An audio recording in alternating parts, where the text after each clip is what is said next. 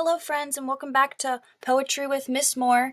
Today, we are talking about using comparisons to clarify feelings and meanings. So, one way poets see with poets' eyes is to compare things, ideas, or feelings to something else. Poets, we've talked a lot about how poems have big feelings, but are also about small objects that hold big feeling. We started this unit by seeing objects with poets' eyes.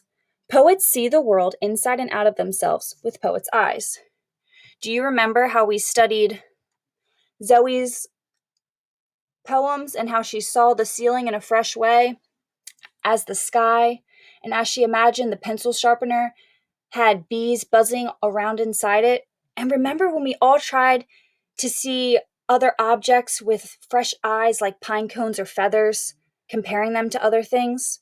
Well, what do you know? Poets are always comparing things to other things. Poets even compare their big feelings to things that they picture, to images.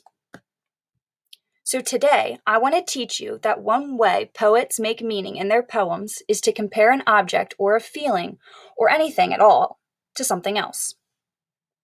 When I'm writing a poem, I try and make my meaning even stronger by turning ordinary lines into lines where I use comparisons. This is called using comparative language.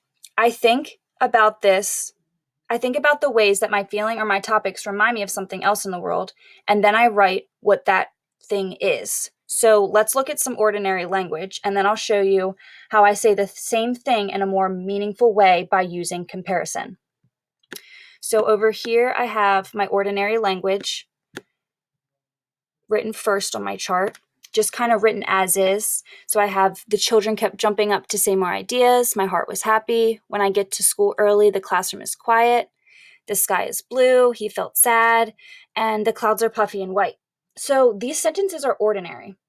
Now I went through and I revised them to include some comparison. So let's go ahead and look at that. And this is called comparative language. So now I have ideas were popping up like popcorn all over the room. Or my heart felt overflowed with joy. When the students are gone, the classroom feels lonely.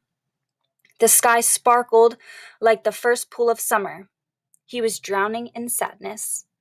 The clouds are like soft white rabbit tails. So you can see that it sounds so much better with that comparative language, going in and adding those details. It really helps to pull in that reader. So, poets, remember, whenever you write, and especially whenever you write poetry, if you want readers to feel and see and hear what you are saying, one thing you can do is to use comparisons.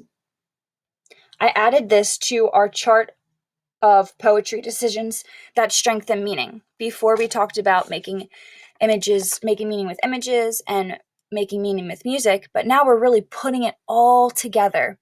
And we're adding that mood and we're comparing objects to really anything else that gives us that idea.